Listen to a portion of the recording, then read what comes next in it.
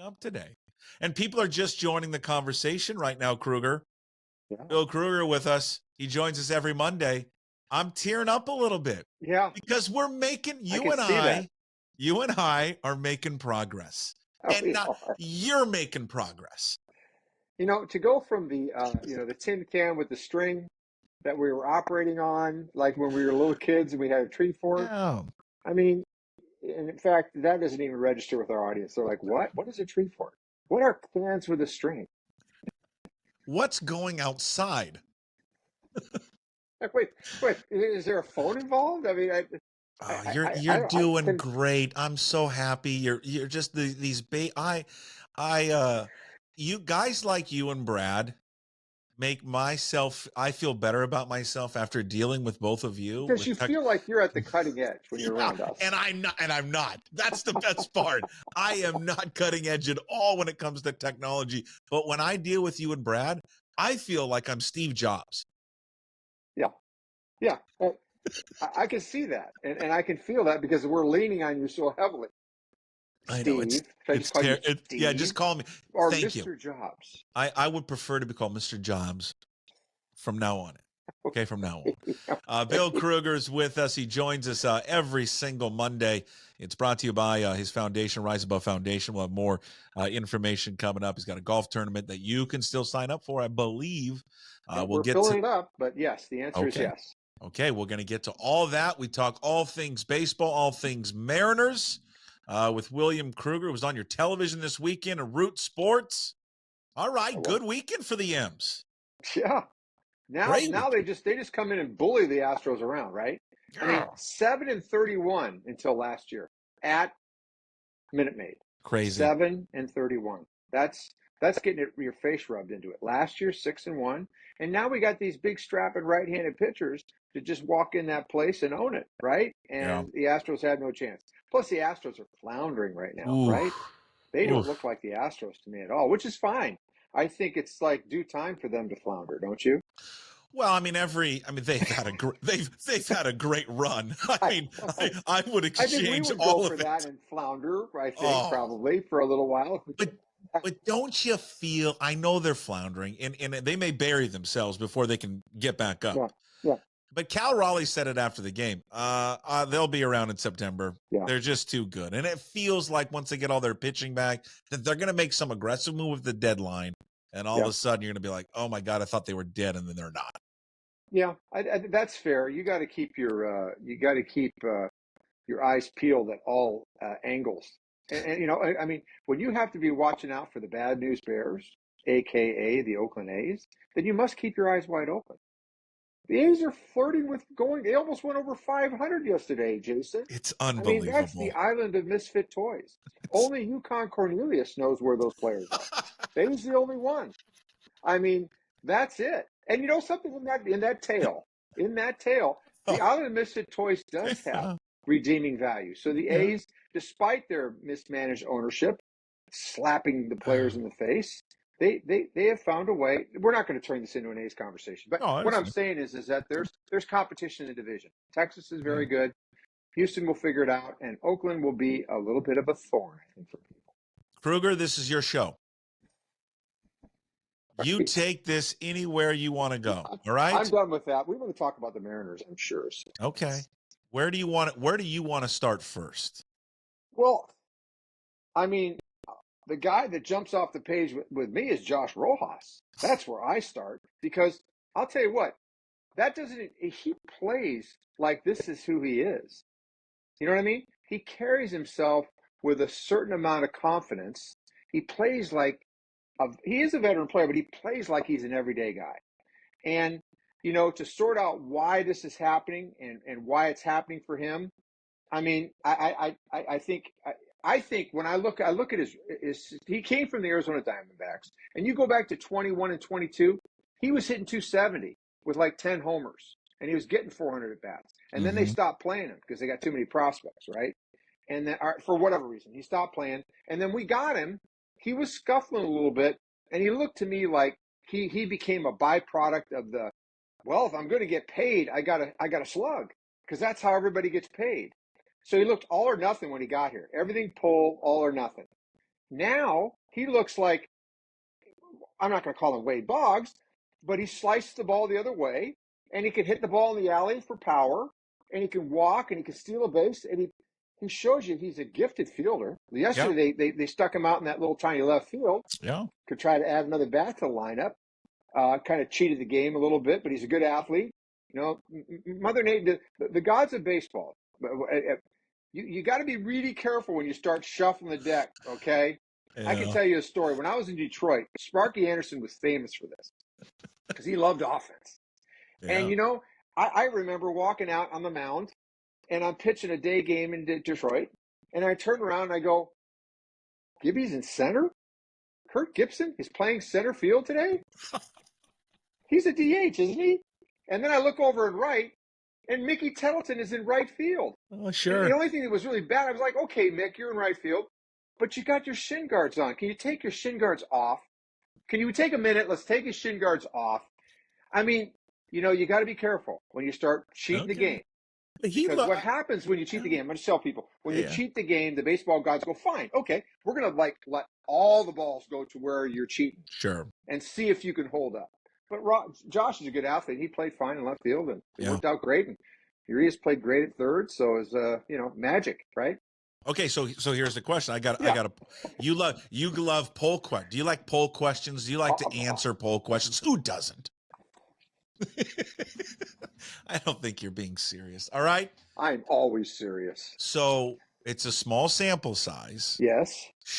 Okay, I guess it's twofold, but let me get to the primary poll question. Yes. Should he stay at leadoff when JP comes back? Kind of a Wally Pipp kind of a thing, where Crawford comes back and hits 8 or 9.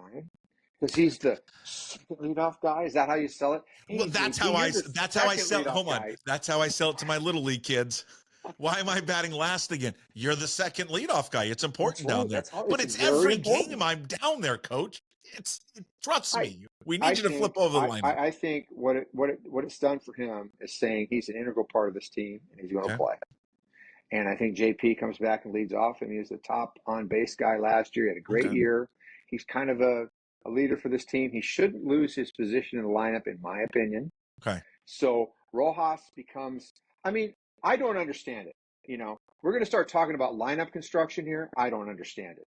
Why the swaggering guy that hits the ball at the ballpark and is the all-around player hits 2? I don't understand that. Even though our swaggering guy doesn't hit the ball at the ballpark right now. And that's probably another topic we're going to talk about. Sure. Mr. Rodriguez. I don't understand why he hits 2. Your best hitter should hit 3. The guy hits the ball at the ballpark hits 4. The guy's got power, but maybe not as good on base, hits 5. This is how you do it. This guy that hits 2 is the guy that can slice the ball around. I mean, Rojas, to me, hit him too. But that's that's the catbird seat. You have to be an all-world player. That's where the all-world players are on the team. I don't understand it. They can tell me that there's a fractional amount of bats that these guys get more by hitting at the top line because the guy's up in the bunker, in the lofty tower, and with the room closed and the lights off and the Klieg lights and the cigarettes and the visor. They're 21. That's what they think. Maybe they figured that out playing Stratomatic when they were kids. I don't know, but I don't get it because what's more important is when you do it. Yeah. When you hit. Oh, but the lineup turns over. Yeah, but do you want your best guy hitting the 8-9 guy, hoping they get on base? Yeah. I mean, I don't understand it. Sorry. So why not? So okay, let's workshop this, you and me, out in the public light. Yes, not in the dark room with the cigarettes. No. Why not Rojas 1, Crawford 2, Rodriguez 3? Or would you do it the other way? Crawford 1, Rojas 2, and then right. Okay. And put the superstar at 3. That's and who bats cleanup then? Well, Haniger? Yes, but he's struggling. Okay. France, they've moved him up quite a bit because just the sheer fact that he puts the ball in play. Raleigh is kind of an all or nothing guy. Raleigh's a 5-6 guy. Yeah. Haniger should be the guy that gets 4. Okay. That's and of course it depends on pitching. They have the right to tilt the lineup based upon righties or lefties. I mean, our lineup looks pretty good against lefties. We look a little lost against righties, but against lefties, we kind of brighten up a little bit because we took Flamber Valdez and took him behind the woodshed. You know? Yeah, you did. Yeah, for us, sure, that was a woodshed moment. For some teams, it's like 10 runs, but for us, that was a woodshedder. Okay, Okay, no, it's good. It's good. No, All they need is one extra run. That's that's it. right, That's and all that's they it. And need. then we win every game. No, I think they'd be 162-0 They if would. they would score one more run a They game would. with this pitching staff. All right. You could get that out of your kid. Uh we You had a could. tough we had a tough one on Saturday, I'll tell you that. I don't want to bring you down on that. That's okay. It's all good. Hey, but that pitching tip, Yeah, unbelievable. it I mean, worked. yes, it worked for my kid right away. Like Oh, right good. away. It's unbelievable. Nice. But now And the he's hardest guy to coach is your own kid, so that's a yeah, good sign.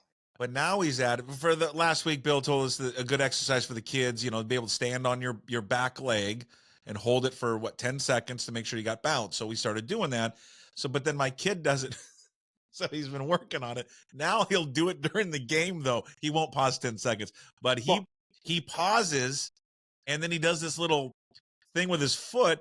It's all, he's like baiting the hitter because the hitter will load and then he's not coming to the plate, so the hitter's like all distracted what to do, and then he pitches and then it's well, see, the timing's all off. the Japanese scouts will be out, and Yes, he he'll be pitches free to like go that sign a now. giant contract over in Japan. Well, That's I'm what's in, and happening, I love Japan. right? I love sushi. Right. So. It would be great. Just head on over there, for the rest of his life. Sure. Okay, so so after we've changed the lineup around, who's the guy that we sell at the bottom now to say, hey, you're our second leadoff guy?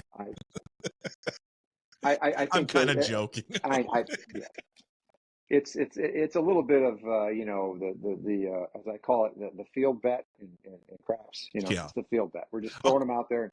It's kind of a sucker bet, but so some you're people. on. Okay, so you're Good on bet. board. Okay, so you want Rojas to hit second. I'm with you on the Crawford thing. I talked about it on the Daily Puck Drop today. That on Mondays we're recording this. Bill Krueger, episode 80, by the way, episode 80. You are episode Steve Largent. Okay, Wow, on that's pucksports.com, episode 80 for Bill Krueger. It's amazing. And I said one because on the poll question, the overwhelming response is like 94% he should be hitting leadoff. I just right. countered with, yeah, but the thing is what you talked about. Team leader, success last year. How would JP handle that if he was then demoted because he lost it because he got injured? That's something that Scott Service and his coaching staff and this organization, they have to take into account. I know some fans will say, no, it's about production. Look what he's doing. I get that. I totally understand. The numbers speak for themselves. But there's a player there who's just not a normal player. He's one of your most important players on your team. Yeah, and he's proven that he can handle it. He does coax walks. He does have a high on base percentage from last year. And this year hasn't quite gotten there, but look at what Rojas is slashing right now: 360, 442, 587. He's your best hitter. So you can go to the standpoint of, well, that's right. The guys up in the bunkers say it has to be the best hitter. Well, he's the best hitter. The bunker guys can look at the numbers. They don't lie, right? Yeah. Look at Rojas's numbers and look at Julio. Now, Julio, we're moving to 3, which is no chumpy spot. Yeah. And you're going to have to bet that this guy is going to revive. I mean, he is hitting for average. His average has been coming up. He's just not slugging. So you got to keep hope up there. He's too talented, right? Well, yeah. Okay, so what is it? Because you look at the slugging numbers. He's 64th in the American League in slugging percentage. He's sandwiched between Polanco and Garver, and it seems like opportunities on Sunday, he comes up with guys on, and he's just not coming up with the big hit.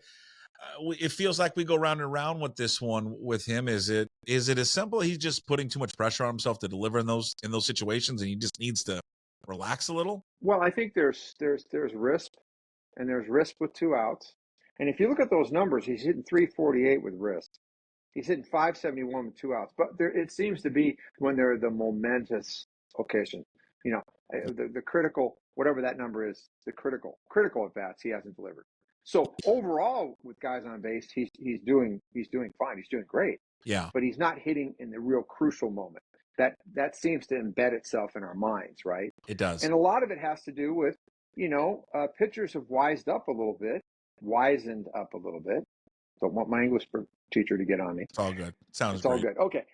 That he's swinging off the plate, and when pitchers have enough skill to understand that, then they pitch him off the plate, and he chases along with them. and that's what hurts him, right? So he's got his timing isn't quite right. He has to be. When I watch him, he's striking out way too much. Let's get real. 31%. That's way too much. He's got that ability to hit the ball on the ground and get a base hit because he runs like the wind, right? So there's a positive piece to that. That's why he's been able to keep his average up. He does hit the breaking ball well, almost to the point where if I was facing him, I would not throw him breaking balls for strike. They would only be for balls. And whoever got ahead of him, I'd make him chase because that's who he is, right? He's a chase man, right? He had a nice hit. He had a nice hit on one that was out. I don't know if it was Sunday or Saturday. The one he punched it to right field. He went out and got it. Yeah. That was off the plate. I mean, it wasn't even a strike. I know that. Even a strike. I know because I don't know. He looks off. He looks like he's hitting everything on the ground, Bill. Like how does he get it in the air? He's got to get freer. He's got to more relax. He's got to let the ball travel. It's not muscle. It's quick. It's like relaxed swing with the golf clubs, and then it's like everything happens at the end, right? Well, so don't squeeze the golf club like I want to choke somebody. Right. And, nobody wants to hear this from a pitcher. But I've played, and I've hit, okay? I have a clue, all right? I'm not going to – if I was a good enough hitter, like Dave Henderson said, if you're a good enough hitter, you're not, so that's why you're a pitcher. I get it, Dave. And God rest his soul. I love Dave. Yeah. But, I've been there, and I've hit, so I understand it. To a degree. To me, he looks like he muscles up. He doesn't look as quick. He looked that way last year to me. And then he had that monster August where he preyed upon all those second division pitchers. Yeah. And that was really his whole season, right? Now, he's a work in progress. Our problem is that we paid him like a superstar. Yeah. We paid him like a superstar after half a year. Now he has to be a superstar when he actually should be a young player ascending into the game, right? That's who he should be. And it's not like he's been terrible. He's been great. The numbers are great. They're great. But right now he just can't force the power. He's going to have to see the ball a little bit better, and he's going to have to relax a little bit more. Whatever it is that's retarding his back speed. Because his first year, I thought he let the ball travel, and he had a fast bat. Last year, not so much, and this year, even not so much. So I don't know what it is. You tell me. So how do you? Well, you play. I don't know. Right? He doesn't have bat speed, and he chases. So how do you? Two things. How do you get more relaxed at the plate, and then two, is his swing just too long? Is it not short and quick? Is it too loopy, or what is it? It looks like it's hard. It's just really hard. He swings at everything hard because he wants to. And when he does nose it up, he's got a lot of exit velocity, and then we clamor about that. Like that's the greatest thing since sliced bread. I mean, I could really care about that. Is it a hit? Hey, timeout. Is it a run? Is it an RBI? Is it a hit? Timeout. I love sliced bread. Okay. Well, don't you? Sliced bread, that you must have, if you were back in time, that would have been, oh my gosh, we got sliced bread. Oh my God. I love bread. I love bread. I'll never give bread up. It's a problem for us. It's not a problem for me. I mean, well, it is because I have it too much. Okay, let me ask you a technical question with him. Yeah. And I bring when I ask this interview on Monday really is me probing about the Mariners, but it really is just info I can for Little League. That's really what we're doing here. Yeah, I get it. I think when a guy's elbow is high, and he likes his elbow high, his trail elbow, his right elbow, he likes it high. I think it's hard to get it back down, to get it on plane to swing. Just, to me, it looks like a big effort to do. Because you go from here to here to the ball. I'll tell you a little hitting story. Can I do that? Yeah, of course. I was in Albuquerque, New Mexico, okay? And this is where in that pause in my career, if you look at my bubblegum card, 4 years in Oakland, and then there's this monstrous pause where Bill was with the Dodgers for like 2 years, won every game in Albuquerque, but pitched for 2 years in Albuquerque. Vaughn Joshua was a great hitter. He was our hitting coach, AAA. Terry Collins is our manager. Ended up being a great manager in the big league. We were short on players because of the shuffle. Guys are shuffling. Somebody's hurt. Terry calls me and he goes, "Hey, we're going to put you in the extra group to hit. So you're going to be an extra player now." Oh, great. I love it, because I was a player before and I'd always been in the American League, didn't get to hit much. Yeah. So I get in the cage. I take my first round and I hit like that too, right? And I get the case because nobody coached me in college. I just turned out and played. Whatever Yeah, happened yeah. happened because I was a basketball guy. So Vaughn pulls me over. He goes, "What is that?" I go, "What? Hitting line drives? You know what?" He goes, "What's with this?" He goes, "Let me show you something. Grab the bat like an axe. Okay. Now pick it up. Now put it on your shoulder. Now move your hands off your shoulder to right there. Okay, that's where you hit from now on." And guess what happened? I could hit the ball. I could hit the ball that I couldn't hit before, which was the middle in fastball. Yeah. I hit 285 with 2 homers in AAA for the second half of that year. I was quicker, and then when I got to the big leagues, these are all fractured moments, right? The next, like 4 years later, I'm in the big leagues, and I got the hit for a while, and I hit good. So nobody coached me on this. So the high elbow, when I see high elbow as a pitcher, Yeah. I'm pounding him in. Right. I'm pounding him in, speeding him up, and then I'm spinning him down, man. Because you don't have enough time to Because turn he on. can't get from here to the hitting position to the ball. But it's weird. You But have okay, to. but Ohtani has the same thing. Now, is he just because he's such a gifted athlete, quick hands, quick movement that he can do it? Yeah, I mean, he clearly is. He clears his hips. He's got an amazing hand speed with the bat. He just, not everybody plays by the rules. Some guys are just like, they got all kinds of bat speed, Except right? for you. Right, I do. You played by the rules. I always did, yeah. I was a very cherubic kind of player. That's the first time that word's been used. Evidently, I guarantee on this. No, that's great. I don't know. I mean, I think if you're talking about high elbow as a pitcher, let's just get away from Bill Krueger's hitting school over here. What you would do if you saw that? If I saw that, I know that I can beat him in. I know I can, a right-hander. I know, or like, I know I can beat him in. Except for Gary Sheffield. Everybody else, you can beat in. Well, actually, there were 2 guys. Julio Franco, who had a 38-ounce bat. He had 3 fingers down, and he had the bat like this, and he could get to the inside fastball. And then Gary Sheffield. Yeah. And he could get to it, too. I put it this way.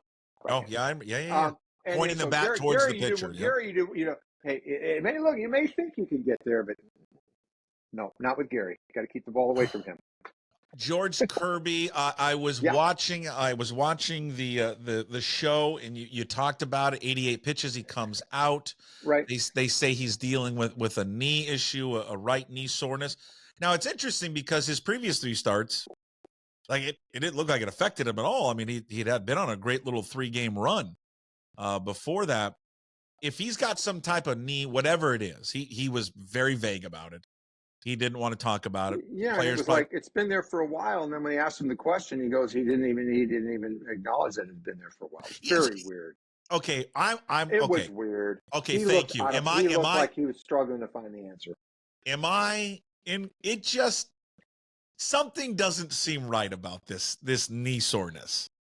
I think I'll tell you what. Let me start here. He had a problem last year where they left him in over 90, and then he gave up a homer, and he cried after the game, and that was really bad. It was very immature on his part. Right. And he got hammered for that. But, let's just start from the standpoint that we've conditioned our very elite secretariat-type pitchers to know that the third time around, who knows, and if we get to 90, we're done. And when you tell people that time and time again, eventually they believe it, right? George Kirby could throw over 90 pitches. He could throw over 100 pitches. It's not like we want him to throw 130 every time out. We're talking about these guys at the peak of their capability. For whatever reason, baseball has determined not that they want to play chess. They want to go to all these guys in the bullpen. The strike zone is big with the 100 miles an hour at the top of the zone and blah, blah, blah.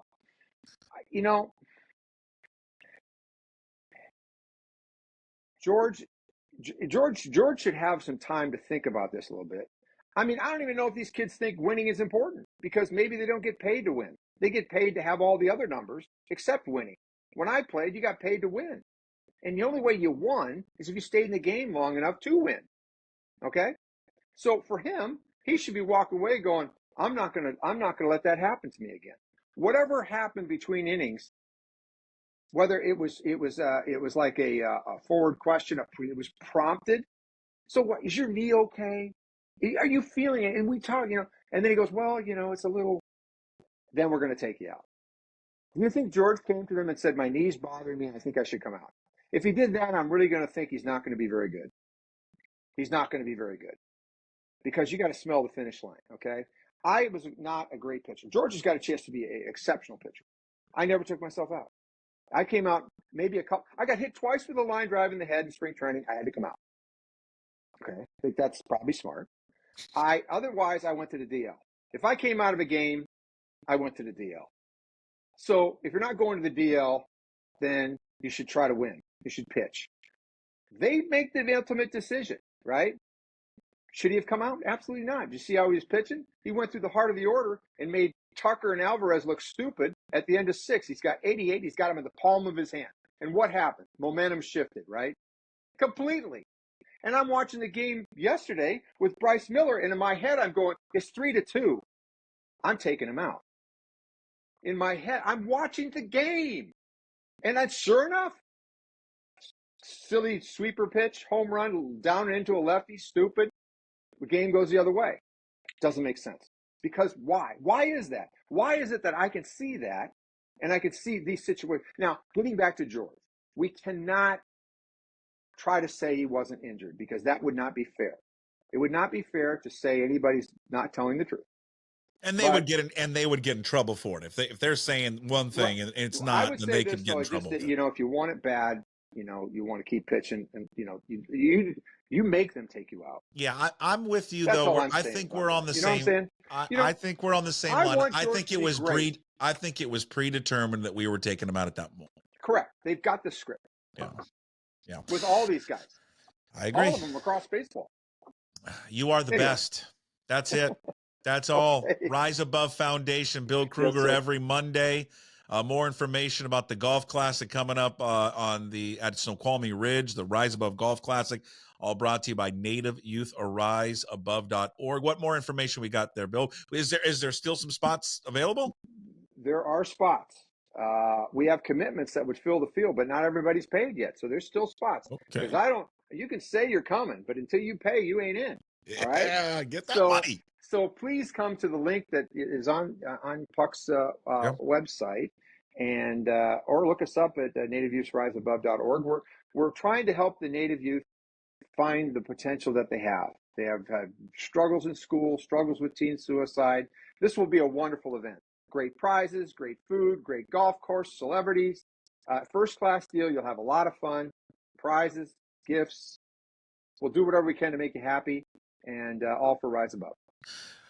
Bill Krueger, every Monday, 1 o'clock, all the platforms, pucksports.com, YouTube, Apple, Spotify, wherever you find your podcasts, all brought to you by the Rise Above Foundation. Thanks, Bill. Thank you, Puck.